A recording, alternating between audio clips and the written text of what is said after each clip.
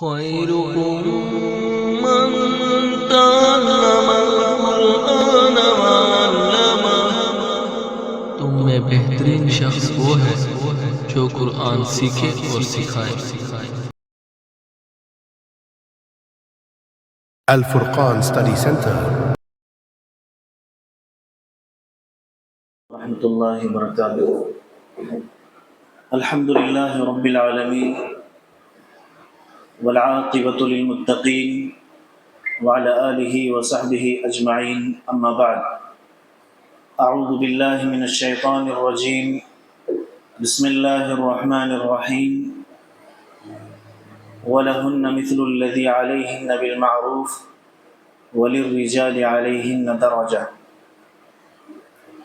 رب اشرح لي صدري ويسر لي أمري واحلل عقدة من لساني يفقهوا قولي رب زدني علما اللهم رب زدني علما۔ ہر قسم کی تعریف و توصیف، کبریائی و بڑائی، حمد و ثنا اللہ رب العزت کے لیے لائق و سزاوار ہے، جو ہم سب کا خالق و مالک ہے، اکیلا معبود ہے،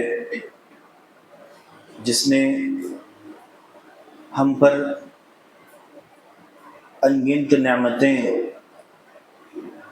نازل فرمائی ہیں، عطا کی ہیں۔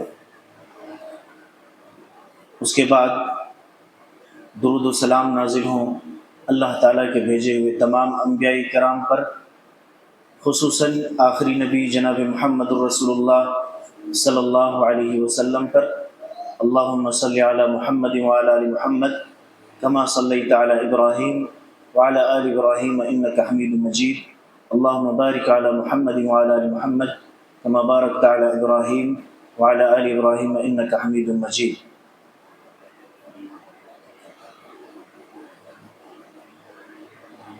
محترم حضرات و خواتین،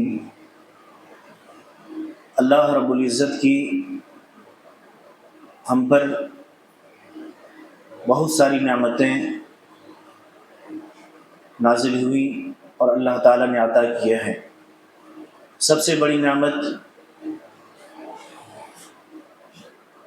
اسلام کی نعمت ہے۔ اللہ تعالیٰ کی ہم پر اتنی نعمتیں ہیں کہ ہم اسے شمار کر ہی نہیں سکتے، اور سب سے بڑی نعمت اسلام کی نعمت ہے۔ اسلام ہم اور آپ سمجھتے ہیں کہ صرف یہ ایک عبادت کی حد تک ہے،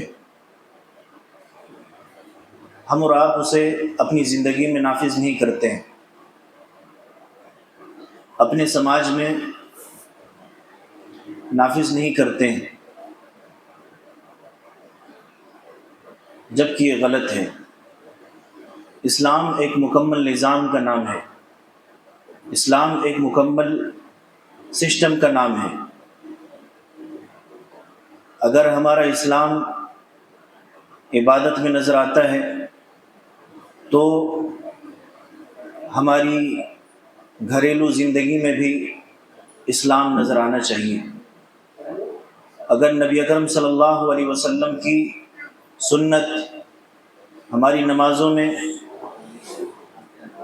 ہماری عبادتوں میں سنت نظر آتی ہے، تو پھر ہمارے گھروں کے معاملات میں، گھریلو معاملات میں، سماجی زندگی میں، معاشرتی زندگی میں نبی صلی اللہ علیہ وسلم کی سنت نظر آنی چاہیے۔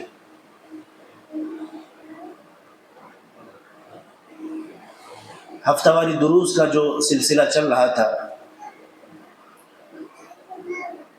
شیخ محمد بن صالح العثیمین رحمہ اللہ کی ایک عظیم کتاب شریعت کے مقرر کردہ فطری حقوق،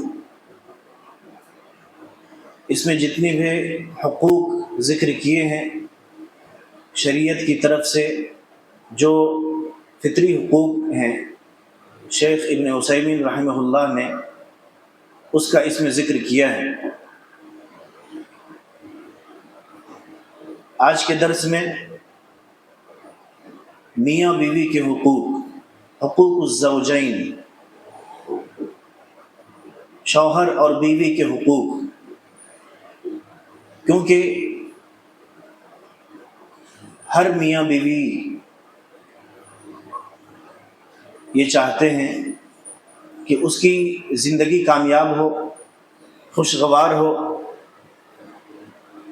جب یہ چاہت ہے، جب یہ خواہش ہے، تو ضروری ہے کہ آپسی جو حقوق ہیں شوہر اور بیوی کے، اس میں ایک دوسرے کا احترام کریں، ایک دوسرے کا خیال رکھیں، ایک دوسرے کے حقوق کو ادا کریں۔ نہ شوہر بیوی کے حق کی حق تلفی کرے، حق کو مارے، اور نہ ہی بیوی خاوند کے حقوق مارے، اس میں کوتاہی کرے۔ جب اس میں کوتاہی ہوتی ہے تو اس کے برے اثرات نظر آتے ہیں، سنگین نتائج ہمارے سامنے آتے ہیں۔ اللہ تعالیٰ نے ارشاد فرمایا وَلَهُنَّ مِثْلُ الَّذِي عَلَيْهِنَّ بِالْمَعْرُوفِ وَلِلرِّجَالِ عَلَيْهِنَّ دَرَجَةٌ، اور عورتوں کے عرف عام کے مطابق شوہروں پر حقوق ہیں، یعنی عورتوں کے حقوق شوہروں کے اوپر ہیں۔ جس طرح شوہر کا حق بیوی کے اوپر ہوتا ہے، ویسے ہی بیوی کا حق شوہر کے اوپر ہوتا ہے۔ وَلِلرِّجَالِ عَلَيْهِنَّ دَرَجَةٌ، اور مردوں کو عورتوں پر فوقیت حاصل ہے۔ اس آیت کریمہ سے معلوم ہوا کہ خاوند بیوی یعنی شوہر اور بیوی کے ایک دوسرے پر حقوق ہیں جن کی ادائیگی نہایت ہی ضروری ہے۔ اللہ کے نبی صلی اللہ علیہ وسلم نے خطبہ حجۃ الوداع کے موقع پر فرمایا تھا کہ الا ان لکم علی نسائکم حقا ولنسائکم علیکم حقا۔ پیارے نبی صلی اللہ علیہ وسلم نے فرمایا کہ خبردار، بے شک تمہاری بیویوں پر تمہارا حق ہے، تمہاری بیویوں کے اوپر تمہارا حق ہے، وَلِنِسَائِكُمْ عَلَيْكُمْ حَقًّا، اور تم پر تمہاری بیویوں کا حق ہے۔ لہٰذا خاوند بیوی اگر ایک دوسرے کے حقوق کی پاسداری کریں تو یقینی طور پر زندگی کامیاب ہو سکتی ہے، ازدواجی زندگی اچھے انداز سے گزر سکتی ہے۔ ورنہ اگر اس میں کوتاہی ہو تو پھر اس کے برے اثرات ازدواجی زندگی میں دیکھنے کو ملتا ہے۔ خاوند اور بیوی یعنی شوہر اور بیوی ایک دوسرے کے حقوق کو پہچانیں اور انہیں ادا کریں۔ وہ کون سے حقوق ہیں؟ خاوند اور بیوی کے حقوق کے 3 قسم ہیں۔ جب ہم ان کے حقوق کی بات کریں، شوہر اور بیوی کے جو آپسی حقوق ہیں ان کی 3 قسمیں ہیں۔ ایک ہے مشترکہ حقوق یعنی برابر کے حقوق، اور ایک ہے خاوند کے حقوق، ایک ہے بیوی کے حقوق۔ مشترکہ حقوق سے مراد یہ ہے کہ جو خاوند بیوی کے درمیان مشترک ہوتے ہیں یعنی برابر ہوتے ہیں، اور ان میں سے ہر ایک پر ضروری ہوتا ہے کہ یہ وہ حقوق ایک دوسرے کے لیے ادا کریں۔ اور وہ کیا ہے؟ نمبر 1 مشترکہ حقوق کی بات ہو رہی ہے۔ نمبر 1، نکاح کے وقت جو طے کردہ شرائط ہیں اس کو پورا کیا جائے۔ شوہر اور بیوی کے درمیان نکاح کے وقت جو شرائط پائے جائیں، دونوں پر ضروری ہے کہ دونوں پورا کریں۔ رسول اللہ صلی اللہ علیہ وسلم نے فرمایا کہ احق ما اوفیتم من الشروط ان توفوا بہ ما استحللتم بہ الفروج، جن شرائط کے ساتھ تم شرمگاہوں کو حلال کر لیتے ہو انہیں پورا کرنا سب سے زیادہ ضروری ہے۔ اس حدیث میں جن شرائط کے پورا کرنے کی سب سے زیادہ تاکید کی گئی ہیں وہ شرائط کیا ہیں؟ جو بوقت نکاح کے وقت خاوند بیوی کے درمیان طے پاتی ہیں اور وہ دونوں ان کو پورا کرنے کا عہد کر لیتے ہیں۔ مثلا بیوی کے لیے حق مہر ہے، مہر جو طے ہوا ہے اس کو ادا کرنا ہے۔ یہ کیا مشترکہ حقوق ہے؟ نان و نفقے کی ذمہ داری ہے اور خاوند کی اطاعت ہے اور خدمت وغیرہ کرنا، تو یہ ایک چیز ہے۔ لیکن یہاں ایک بات یہ بھی واضح طلب ہے، وہ یہ ہے کہ خاوند کے درمیان اور بیوی کے درمیان طے کردہ شرائط جائز ہوں تو ان کا پورا کرنا کیا ہے؟ ضروری ہے، اور اگر ناجائز شرائط طے کر لیے جائیں تو شرعاً ان کی کوئی حیثیت نہیں ہے، شرعی اعتبار سے اس کی کوئی حیثیت نہیں ہے۔ مثلا بیوی یا سرپرست کے جانب سے یا اس کے سرپرست کی جانب سے، یعنی کہ لڑکی کے گھر والوں کی جانب سے یہ شرط لگائی جائے کہ خاوند دوسری شادی نہیں کر سکتا ہے، اس شرط پر ہم اپنی بیٹی کو آپ سے آپ کے بیاہ میں دیں گے، آپ کے نکاح میں دیں گے، تو یہ شرط کیا ہے؟ یہ باطل ہے، شرعاً درست نہیں ہے۔ اور ایسا شرط لگانا کیا ہے؟ ایسی شرط حرام ہے، تو اس کا پورا کرنا ضروری نہیں ہے۔ یا اپنی پہلی بیوی کو طلاق دے دے، اس کے بعد ہم اپنی بیٹی کو آپ کے نکاح میں دیں گے، آپ کی زوجیت میں دیں گے، یہ اور اس جیسی تمام شرائط جو شرعی احکام کے خلاف ہوں وہ سب کے سب باطل ہیں، ناقابل اعتبار ہیں۔ اللہ کے نبی صلی اللہ علیہ وسلم نے فرمایا کہ کل شرط لیس فی کتاب اللہ فہو باطل، ہر وہ شرط جو کتاب اللہ کے منافی ہو، کتاب اللہ میں نہ ہو، وہ کیا ہے؟ باطل ہے، شرعی اعتبار سے نہ ہو تو باطل ہے۔ اور اللہ کے نبی صلی اللہ علیہ وسلم نے فرمایا کہ کوئی عورت اپنی بہن کی طلاق کا مطالبہ نہ کرے تاکہ اس کا رزق اپنے لیے حاصل کر لے، بلکہ وہ بلا شرط نکاح کر لے، کیونکہ اللہ تعالیٰ نے اس کے لیے جو کچھ لکھ رکھا ہے اسے ضرور ملے گا۔ حضرت جابر رضی اللہ تعالی عنہ سے روایت ہے، اللہ کے نبی صلی اللہ علیہ وسلم نے ام مبشر بنت البراء بن معرور کے پاس نکاح کا پیغام بھیجا تو انہوں نے کہا کہ میرے خاوند نے شرط لگائی تھی کہ میں اس کے بعد کسی سے شادی نہیں کروں گی، تو آپ صلی اللہ علیہ وسلم فرمائے کہ یہ شرط درست نہیں ہے۔ ان تمام احادیث سے ثابت ہوتا ہے کہ ناجائز شرائط کی شرعاً کوئی حیثیت نہیں ہے۔ ہاں اگر جائز شرائط ہوں تو ان کا پورا کرنا یہ خاوند اور بیوی دونوں کے لیے ضروری ہے۔ مشترکہ حقوق میں سے دوسرا حق ایک دوسرے سے لطف اندوز ہونا ہے۔ اللہ تعالیٰ نے مرد و عورت دونوں کی فطرت میں شہوانی جذبات و دیات پیدا کیے ہیں، جن کے بنا پر دونوں ایک دوسرے کو چاہتے ہیں۔ نکاح کے مقاصد میں سے ایک مقصد یہ ہے کہ دونوں جائز طریقے سے ان جذبات کی تکمیل کریں، ان جذبات کو پورا کریں۔ ایک دوسرے کی جنسی خواہش کو پورا کرنا خاوند بیوی دونوں کا مشترکہ حق ہے، دونوں کے برابر کے حق ہیں۔ اللہ کے نبی صلی اللہ علیہ وسلم نے فرمایا اذا دعا الرجل امرأته الى فراشه فابت فبات غضبان عليها لعنتها الملائکۃ حتی تصبح۔ جب ایک شوہر اپنی بیوی کو اپنے بستر پر بلائے اور وہ انکار کر دے تو پھر اس پر ناراضگی کی حالت میں رات گزار دے تو فرشتے صبح تک اس پر لعنت بھیجتے رہتے ہیں۔ اسی طرح اللہ کے نبی صلی اللہ علیہ وسلم نے فرمایا کہ جب خاوند اپنی بیوی کو اپنی ضرورت کے لیے بلائے تو وہ ضرور اس کے پاس آئے، اگرچہ وہ تنور پر کیوں نہ ہو۔ تو خاوند اور بیوی کے جو حقوق ہیں، ایک ہے ایک دوسرے سے لطف اندوز ہونا ہے۔ اس حدیث سے معلوم ہوا کہ خاوند کا بیوی پر اور بیوی کا خاوند پر حق ہے کہ ایک دوسرے کے حقوق کو، جنسی حقوق کو وہ پورا کرے۔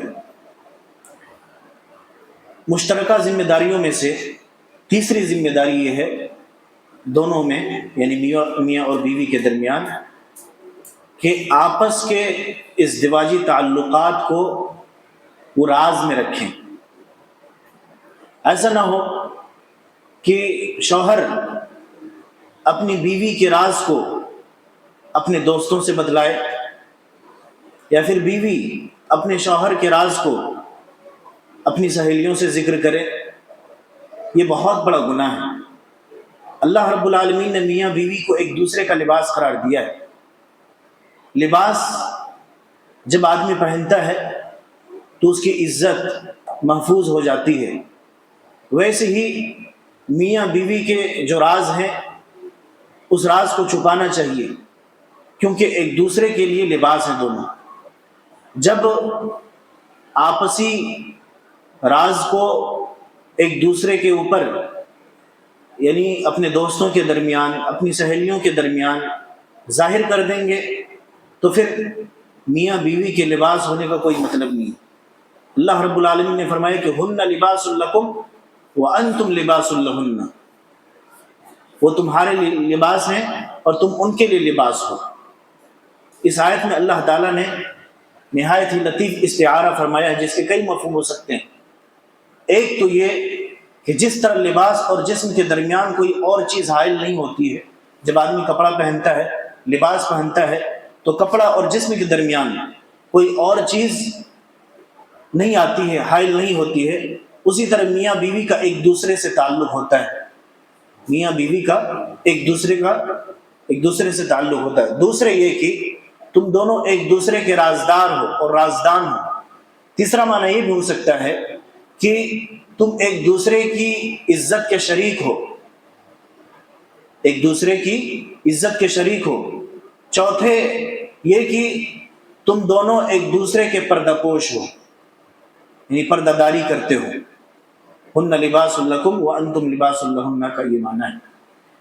ازدواجی تعلقات کے جو راز ہوتے ہیں، آج نوجوانوں کے اندر بہت بڑی خرابی آ چکی ہے کہ بے حیائی کا مظاہرہ دیکھیے کہ شادی کا پہلا دن ہوتا ہے، اسی دن سے اپنے دوستوں کو بتلانا شروع کر دیتے ہیں کہ آج رات یہ ہوا، وہ ہوا، ایسا ہوا میرے ساتھ۔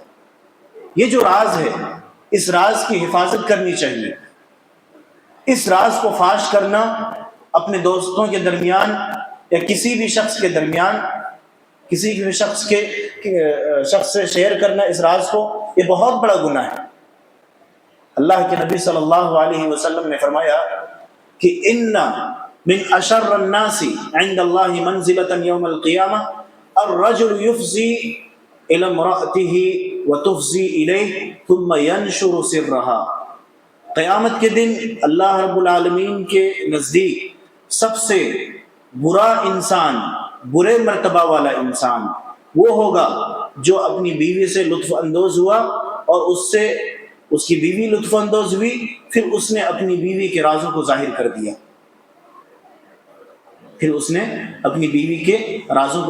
دیا، آج نوجوانوں میں یہ عام بات ہو گئی ہے۔ جو شریر قسم کے نوجوان ہوتے ہیں، جن کا دین سے کوئی تعلق نہیں ہوتا ہے، جو صرف نام کے مسلمان ہوتے ہیں، وہ لوگ ایسا کرتے ہیں، یہ بہت بڑا گناہ ہے۔ اللہ رب العالمین، اللہ کے نبی صلی اللہ علیہ وسلم کیا فرمایا کہ قیامت کے دن اللہ تعالیٰ کے نزدیک سب سے برا انسان وہ ہوگا جو اپنی بیوی کی راز کو نشر کرے گا، پھیلائے گا۔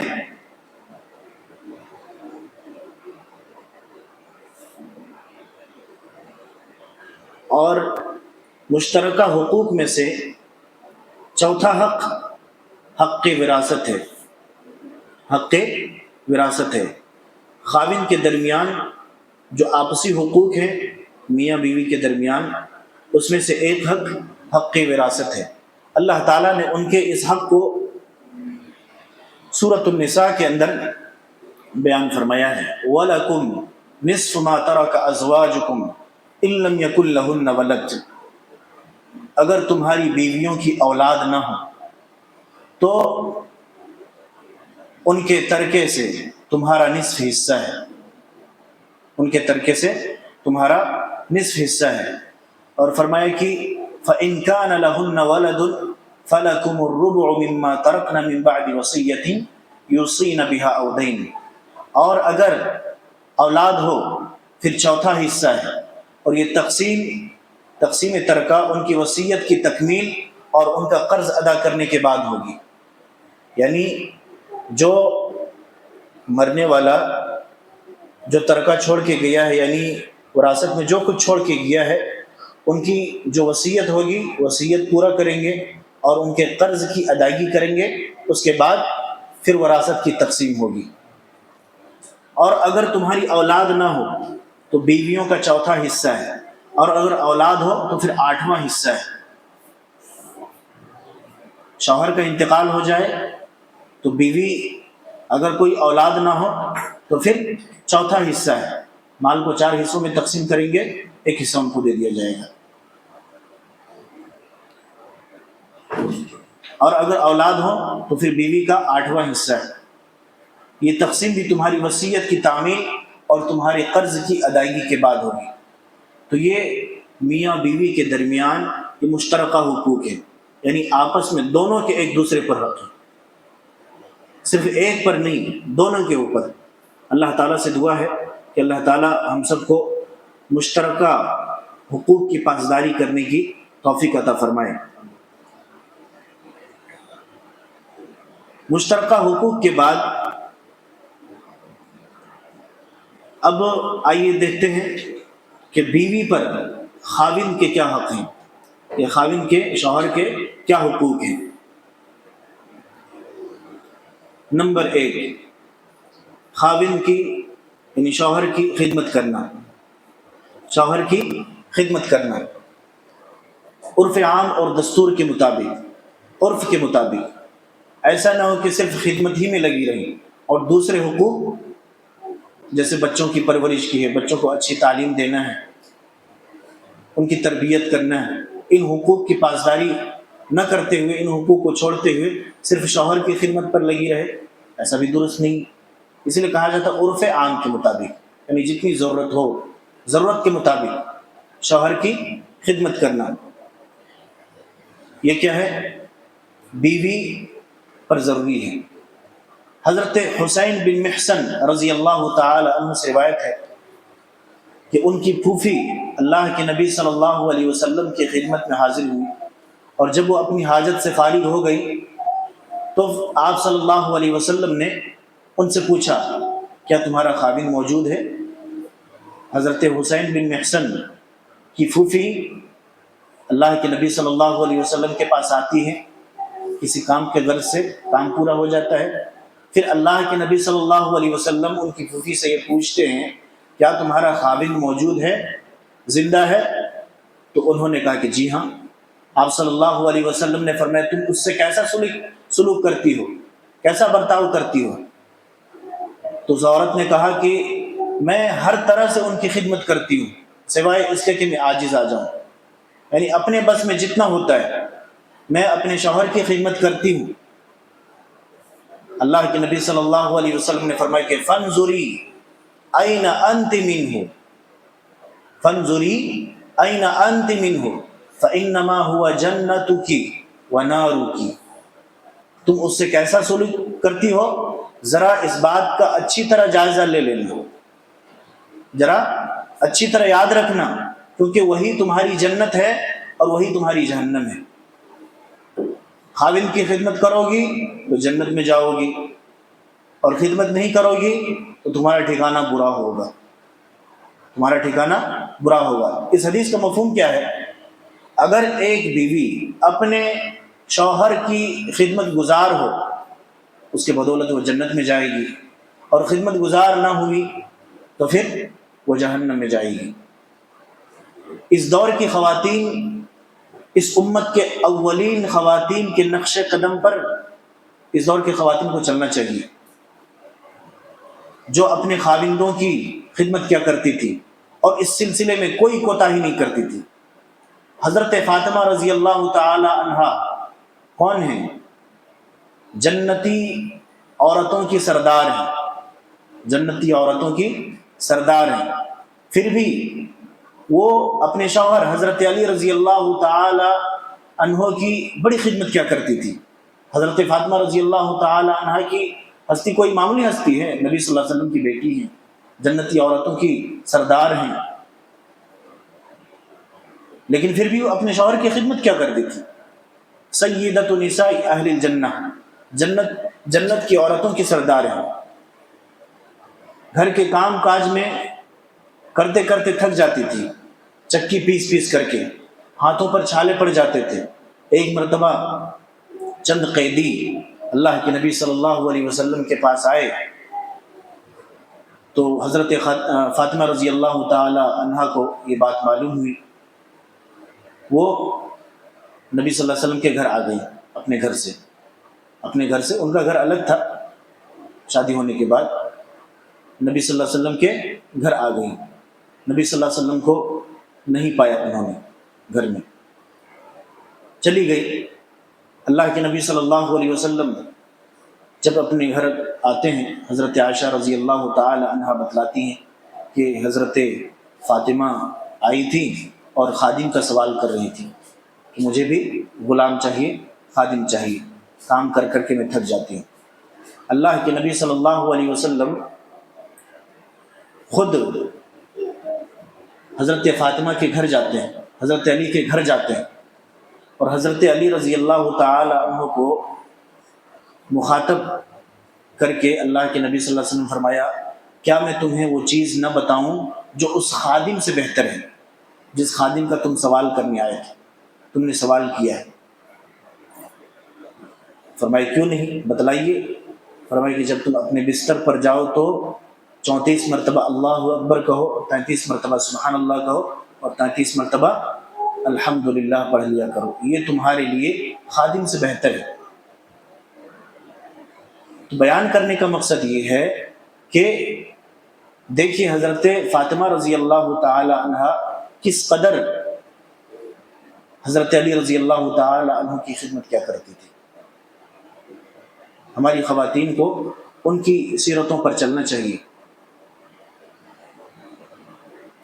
دوسرا حق خاوند کی فرما برداری ہے، شوہر کی فرما برداری ہے۔ بیوی پر شوہر کا دوسرا حق یہ ہے کہ اس کی فرما برداری کرے اور اس کے حکم عدولی نہ کرے، حکم کے خلاف نہ چلے۔ خاوند کی فرما بردار خاتون کی فضیلت بیان کرتے ہوئے اللہ کے نبی صلی اللہ علیہ وسلم فرمایا کہ اذا صلت المرأة خمسها وصامت شهرها وحفظت فرجها وأطاعت زوجها قیل لها ادخل الجنہ من ای ابواب الجنت شئتی۔ جب ایک عورت پانچوں نماز ادا کرے، ماہ رمضان کے روزے رکھے، اپنی عزت کی حفاظت کرے، اور وہ اطاعت زوجہا اپنے خاوند کی اطاعت کرے، تو قیامت کے دن اس سے کہا جائے گا جنت کے تمام دروازوں سے چاہو تو جس دروازے سے بھی داخل ہو جاؤ، جس دروازے سے بھی چاہو تم جنت کے اندر داخل ہو جاؤ۔ یہ کتنی بڑی فضیلت ہے۔ یہ فضیلت کس کے لیے ہے؟ اللہ کے نبی صلی اللہ علیہ وسلم کے فرمان میں کیا ہے؟ وَأَطَاعَتْ زَوْجَهَا، ایسی بیوی جو شوہر کی فرما بردار ہو، شوہر کی اطاعت کرنے والی ہو، فرما برداری کرنے والی ہو۔ ہاں لیکن شوہر اگر معصیت کی دعوت دے، گناہ پر اطاعت کا کہے، گناہ کا کام کہے، تو کیا اطاعت کریں گے کہ نہیں کریں گے؟ بالکل نہیں کریں گے۔ اللہ کے نبی صلی اللہ علیہ وسلم فرماتے کہ لا طاعت فی معصیت اللہ، گناہ میں اطاعت نہیں ہے، گناہ میں اطاعت نہیں ہے۔ اور شوہر کے اوپر بھی یہ ذمہ داری بنتی ہے کہ اپنی بیوی سے کوئی ایسا کام نہ کروائے جو حرام ہو، کوئی ایسا کام نہ کروائے جو حرام ہو، کیونکہ اطاعت معصیت میں نہیں ہے، گناہ میں اطاعت نہیں، گناہ کے کاموں میں اطاعت نہیں ہے۔ انما الطاعۃ فی المعروف، نیکی کے کاموں میں، بھلائی کے کاموں میں اطاعت ہے۔ بیوی پر خاوند کا ایک حق یہ ہے، اب بتائیے کہ کتنا بڑا حق ہے، اور شوہر کا خیال کتنا زیادہ رکھنا چاہیے کہ شوہر کی اجازت کے بغیر بیوی نفلی روزہ بھی نہ رکھے۔ جو نفلی روزہ ہے، فرض روزہ کے علاوہ ہے، نفلی روزہ نہ رکھے جب تک شوہر اجازت نہ دے دے، کیونکہ جیسا کہ اب شروع میں ہم نے ذکر کیا کہ کچھ مشترکہ حقوق ہوتے ہیں، کچھ آپس کے حقوق ہوتے ہیں برابر برابر کے، تو اس وجہ سے نفلی روزہ شوہر کی اجازت کے بغیر رکھنے کا حکم نہیں دیا گیا ہے۔ اللہ کے نبی صلی اللہ علیہ وسلم نے فرمایا کہ لا يحل للمرأة ان تصوم وزوجها شاہد الا باذنه، کسی عورت کے لیے حلال نہیں کہ خاوند کی موجودگی میں، یعنی خاوند جب گھر میں ہو تو اس کی اجازت کے بغیر نفلی روزہ رکھے۔ خاوند اگر کام پر گیا ہے 8-10 دن کے لیے، مہینہ بھر کے لیے، 2 مہینہ 3 مہینے کے لیے باہر میں ہے تو پھر اجازت لینے کی ضرورت نہیں ہے، لیکن خاوند اگر گھر میں ہے، ساتھ میں زندگی گزار رہے ہیں، تو پھر اجازت لینی پڑے گی۔ اسی طرح سے بیوی پر خاوند کا، شوہر کا ایک حق یہ ہے کہ اس کے مال اور جائیداد کی حفاظت کرے، شوہر کے مال اور جائیداد کی حفاظت کرے، خاوند کی اجازت کے بغیر اس کے مال میں کوئی تصرف نہ کرے، اس کے مال میں کوئی خرچ نہ کرے۔ حدیث دیکھیے، حضرت ابو امامہ الباہلی رضی اللہ تعالی عنہ کہتے ہیں رسول اللہ صلی اللہ علیہ وسلم نے فرمایا خطبہ حجۃ الوداع میں کہ لا تنفق المرأة من بیت زوجها الا باذن زوجها قیل یا رسول اللہ ولا الطعام قال ذاک افضل اموالنا، فرمایا کہ کوئی عورت اپنے خاوند کے گھر سے اس کی اجازت کے بغیر کچھ بھی خرچ نہ کرے۔ آپ صلی اللہ علیہ وسلم سے پوچھا گیا، اللہ کے رسول صلی اللہ علیہ وسلم وہ کھانا بھی کسی کو نہ دے، وہ کھانا بھی کسی کو نہ دے، یعنی شوہر کی اجازت ملی تب دیں گے کھانا؟ آپ صلی اللہ علیہ وسلم نے فرمایا کھانا تو ہمارا بہترین مال ہے، کھانا تو ہمارا بہترین مال ہے، تو مال کی حفاظت ہونی چاہیے، اموال کی حفاظت ہونی چاہیے۔ اب اس حدیث کے تحت کوئی یہ نہ کہہ سکے کہ تب تو ہر چیز میں اجازت لینی پڑے گی، ہر چیز میں اجازت لینی پڑے گی۔ ہم نے شروع میں کہا کہ عرف عام کے مطابق، عرف سے زیادہ یعنی حد سے زیادہ، ایک متعین چیز ہے اس سے زیادہ اگر کوئی چیز وہ کرتی ہیں تو پھر اجازت لینے کی ضرورت ہے، شوہر کی اجازت کے بغیر پھر وہ کچھ نہ قدم اٹھائے۔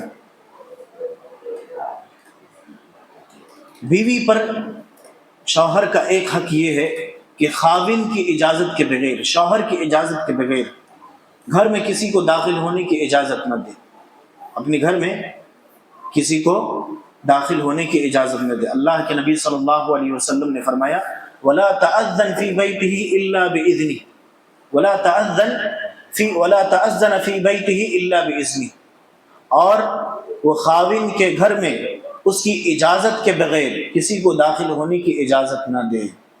اللہ کے نبی صلی اللہ علیہ وسلم نے فرمایا کہ الا ان لکم علی نسائکم حقا ولنسائکم علیکم حقا فاما حقکم علی نسائکم فلا یوطئن فرشکم من تکرہون ولا یأذن فی بیوتکم لمن تکرہون، خبردار بے شک تمہاری بیویوں پر حق ہے، اور تمہاری بیویوں کا تم پر حق ہے، تم پر حق ہے، رہا تمہاری بیویوں پر حق تو وہ یہ ہے کہ وہ تمہارے بستروں پر کسی ایسے شخص کو آنے نہ دے، یعنی بستر سے گھر میں آنے نہ دے جسے تم ناپسند کرو، اور نہ ہی وہ تمہارے گھروں میں کسی ایسے شخص کو داخل ہونے کی اجازت دے جو آپ کو ناپسند ہوں، جو آپ کو ناپسند ہوں۔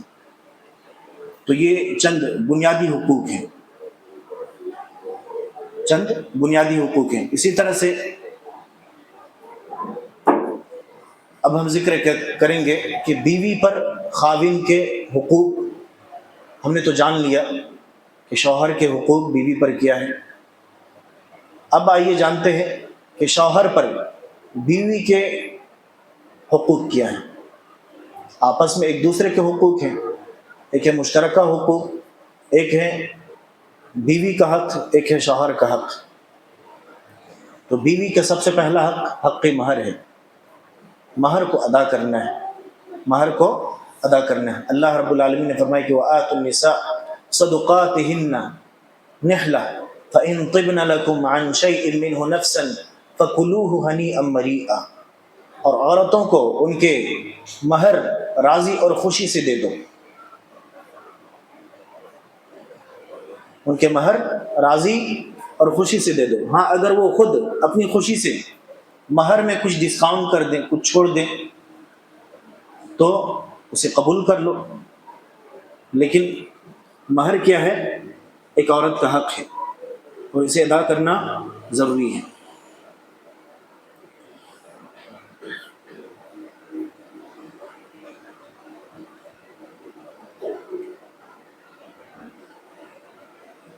اسی طرح سے نان نفقے کی ذمہ داری ہے، کھانے پینے کی ذمہ داری ہے۔ خاوند پر بیوی کا دوسرا حق یہ ہے کہ اسے اپنی طاقت اور عرف عام کے مطابق نان نفقے، کھانے پینے اور رہنے کے لیے جگہ اور اس کے جو جائز اخراجات ہیں اسے پورا کرے۔ اللہ کے نبی صلی اللہ علیہ وسلم نے فرمایا وَلَهُنَّ عَلَيْكُمْ رِزْقُهُنَّ وَكِسْوَتُهُنَّ بِالْمَعْرُوفِ، عورتوں کا تم پر حق یہ ہے کہ تم انہیں عرف عام کے مطابق خوراک، کھانے پینے کی چیزیں، وَكِسْوَتُهُنَّ رِزْقُهُنَّ کھانے پینے کی چیزیں، وَكِسْوَتُهُنَّ پوشاک پہننے کی چیزیں، بالمعروف معروف طریقے سے تم انہیں دو۔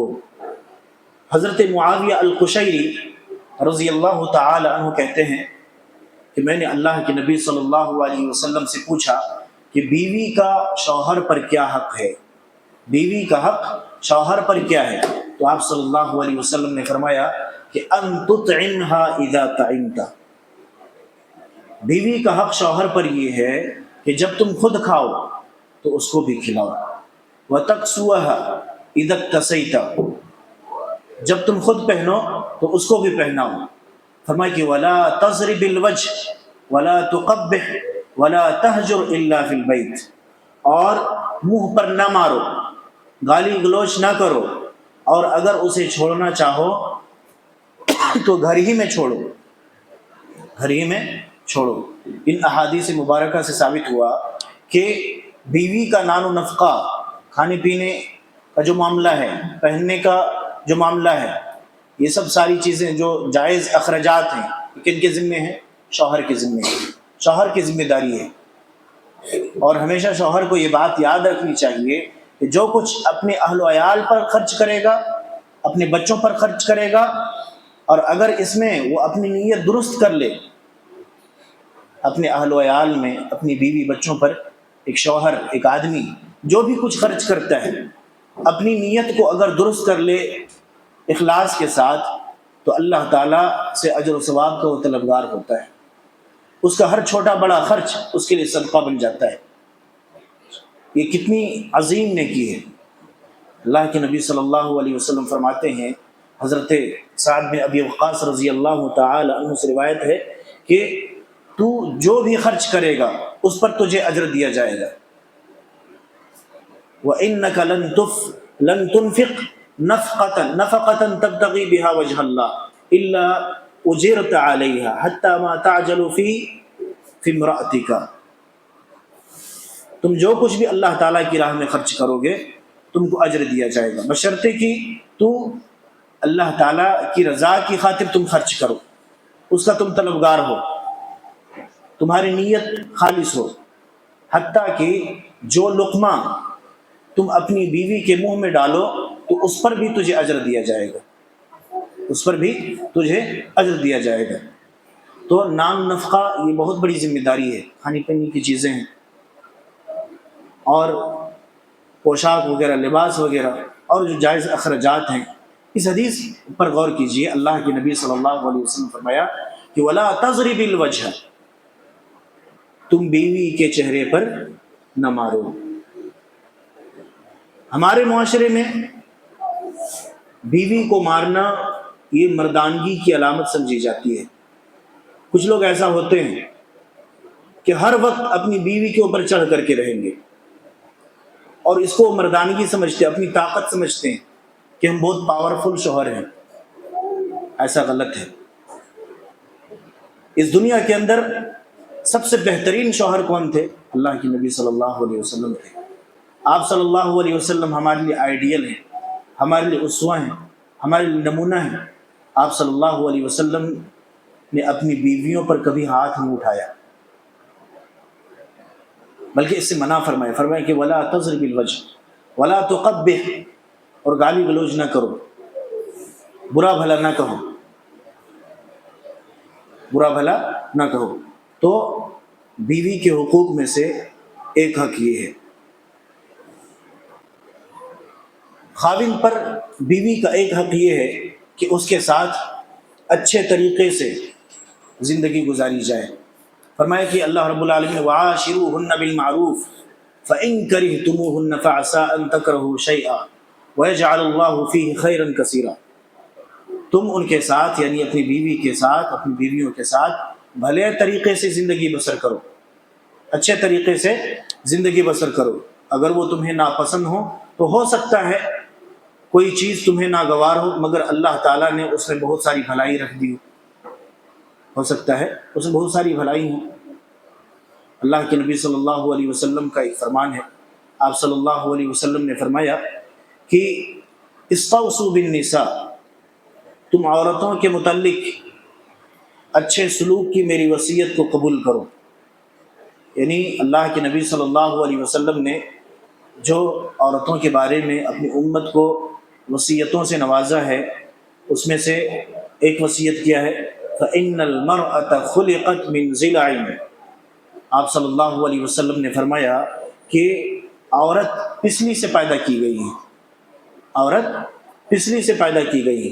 وَإِنَّ أَعْوَجَ مَا فِي الضِّلْعِ أَعْلَاهُ، اور پسلی کا سب سے ٹیڑھا حصہ اس کا اوپر والا حصہ ہوتا ہے۔ پسلی کا سب سے ٹیڑھا حصہ اس کا اوپر والا ہوتا ہے۔ اگر آپ اسے سیدھا کرنا چاہیں تو اسے توڑ ڈالیں گے، اگر آپ اسے فَإِن ذَهَبْتَ تُقِيمُهُ كَسَرْتَهُ، تو آپ اسے توڑ دیں گے۔ وَإِن تَرَكْتَهُ لَمْ يَزَلْ أَعْوَجْ، اور اگر آپ اسے چھوڑ دیں گے تو اس کا ٹیڑھا پن بدستور باقی رہے گا۔ لہٰذا فَاسْتَوْصُوا بِالنِّسَاء، فرمائے کہ تم عورتوں سے اچھا برتاؤ ہی کیا کرو، تمہارا عورتوں کے ساتھ اچھا برتاؤ ہونا چاہیے، تم اسے سیدھا کرنے کی کوشش نہ کرو۔ ہو سکتا ہے کہ ایک عادت تمہیں بری لگے لیکن دوسری جو عادات ہیں وہ تم کو پسند آئیں، تو دوسری عادات سے خوش رہو اور اسے سمجھاتے رہو۔ اللہ کے نبی صلی اللہ علیہ وسلم نے فرمایا کہ تم عورتوں کے مقابلے میں یعنی عورتوں کے معاملے میں اللہ تعالیٰ سے ڈرتے رہنا۔ فَاتَّقُوا اللَّهَ فِي النِّسَاءِ، اللہ کے نبی صلی اللہ علیہ وسلم نے خطبہ حجۃ الوداع میں فرمایا کہ عورتوں کے معاملے میں تم اللہ تعالیٰ سے ڈرتے رہنا۔ فَإِنَّكُمْ أَخَذْتُمُوهُنَّ بِأَمَانِ اللَّهِ، کیونکہ تم نے انہیں اللہ تعالیٰ کی ذمہ داری پر لیا ہے۔ وَاسْتَحْلَلْتُمْ فُرُوجَهُنَّ بِكَلِمَةِ اللَّهِ، اور انہیں اللہ کے کلمے کے ساتھ حلال کیا ہے، اللہ تعالیٰ کے کلمے کے ساتھ حلال کیا ہے۔ کیا مطلب ہے؟ اللہ رب العالمین نے کہا کہ تم عورتوں سے نکاح کرو تو اللہ تعالیٰ کے حکم کی تم نے تعمیل کی ہے، تو یہ ہوا معنی فروجہن بکلمۃ اللہ کا، یعنی اللہ کے کلمے کے ساتھ تم نے حلال کیا ہے، اسے اپنی زندگی میں تم نے لایا ہے۔ تو ان تمام احادیث سے ثابت ہوتا ہے کہ بیوی کا خاوند پر لازم حق ہے، یہ لازمی حق ہے کہ اس سے اچھا برتاؤ کرے اور اسے اذیت دینے سے پرہیز کرے، چاہے وہ اذیت یعنی ٹارچر اپنے الفاظ کے ذریعہ ہو، مار کے ذریعہ ہو، کسی اور چیز کے ذریعہ ہو، ان تمام چیزوں سے پرہیز کرنا چاہیے۔ اسی طرح سے آخری حق میں بیان کر کے اپنی بات کو ختم کرتا ہوں. عام طور پر اس حق کو بیان نہیں کیا جاتا ہے، وہ ہے حق خلا، خلا کا حق.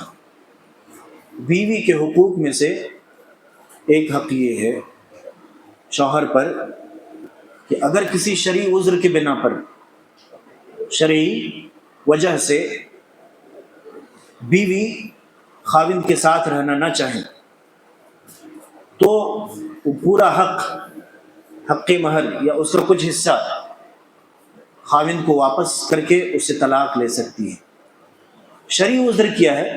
شرعی عذر سے مراد یہ مثلاً خاوند شوہر حق زوجیت ادا کرنے کے قابل نہ ہو، یا پھر خاوند شوہر جو ہے بلا وجہ بیوی کو تنگ کرتا ہو، اس کا جینا حرام کر دیا ہو، خاوند بیوی کے درمیان ناچاقی ہونے کے بعد صلح کی تمام کوششیں ناکام ہو چکی ہوں، اور خاوند نہ تو اسے اپنے ساتھ رکھنے پر تیار ہو نہ ہی طلاق دینے پر آمادہ ہوں، یعنی بیچ بیچ میں چھوڑ دیتے ہیں، بیچ بیچ میں کبھی ایسا ہوتا ہے چھوڑ دیتے ہیں، صلح کی تمام کوششیں ناکام ہو جاتی ہیں.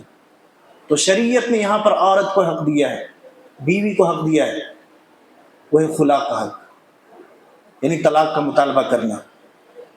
تو اس طرح کے شرعی عذر کی موجودگی میں بیوی کو حق حاصل ہے کہ وہ خاوند سے لیا ہوا حق پورا مہر واپس کر دے. پورا نہیں کر سکتی، آدھا کر دے، کچھ حصہ کر دے، جس پر اتفاق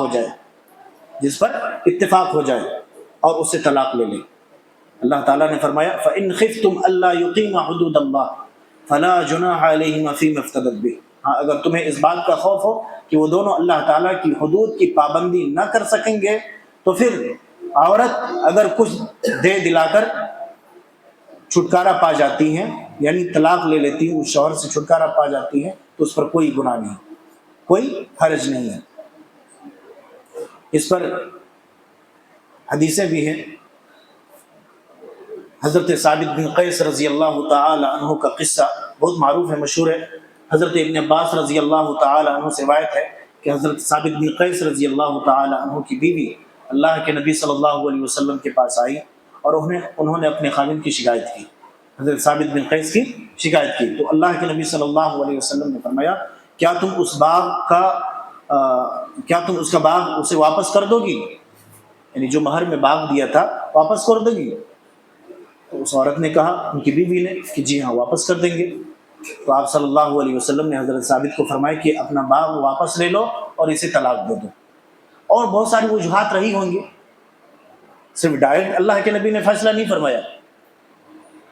یہاں پر ذکر کرنے کا مقصد یہ ہے کہ اگر ناچاقی پیدا ہو جائے، صلح کی کوششیں ناکام ہو جائیں، کوئی راستہ نکلنا پڑے، تو پھر بیوی کا جو حق، خلا کا حق ہے، وہ بیوی استعمال کر سکتی ہیں. لیکن یہاں یہ بات بھی ذہن نشین رہے کہ اللہ رب العالمین نے عورت کو جو خلا کا حق دیا ہے، اس کا یہ مطلب نہیں ہے کہ شرعی عذر موجود نہ ہو، بغیر شرعی عذر کے بات پر طلاق کا مطالبہ کرے، بات پر طلاق کا مطالبہ کرے. یہ بہت بڑا گناہ ہے، یہ بہت بڑا گناہ ہے. اللہ کے نبی صلی اللہ علیہ وسلم فرمائے کہ ايما امرأة سألت زوجها الطلاق من غیر ما بأس فحرام علیہ رائحة الجنہ. جو عورت بغیر کسی معقول عذر کے اپنے شوہر سے طلاق کا مطالبہ کرے، کوئی شرعی عذر نہیں ہے، یعنی بغیر وجہ کے چھوٹی چھوٹی بات پر جس پر صلح کی جا سکتی ہے، مفاہمت ہو سکتی ہے، اس پر اگر طلاق کا مطالبہ کرے، اس کے گھر والے یہ چاہیں کہ ہم اپنی بیٹی کو اپنے گھر لے آئیں، چھڑا دیں، اس رشتے کو بائیکاٹ کر دیں، ختم کر دیں، اللہ کے نبی صلی اللہ علیہ وسلم نے فحرام علیہ رائحۃ الجنہ، اس عورت پر جنت کی خوشبو تک کو اللہ رب العالمین نے حرام کر دیا. اس عورت پر جنت کی خوشبو بھی حرام ہے. تو یہ ہے میاں بیوی کے ایک دوسرے کے حقوق جو شریعت نے مقرر کیے ہیں. اللہ تعالیٰ سے دعا ہے کہ اللہ تعالیٰ ہمیں مقرر کردہ تمام حقوق کو ادا کرنے کی توفیق دے اور حقوق کی نافرمانی کرنے سے اللہ تعالی ہمیں محفوظ رکھے، اور صحیح طور پر جو میاں بیوی کے جو ازدواجی زندگی ہوتے ہیں اسے بسر کرنے کی توفیق عطا فرمائے، ہمیں جب تک زندہ رکھے توحید پر زندہ رکھے، ہمارا خاتمہ توحید پر ہو، ہمیں عمل صالح والی زندگی گزارنے کی توفیق دے۔ آمین۔ اقول قولی ھذا واستغفر اللہ لی ولکم ولسائر المسلمین فاستغفروہ انہ هو الغفور الرحیم۔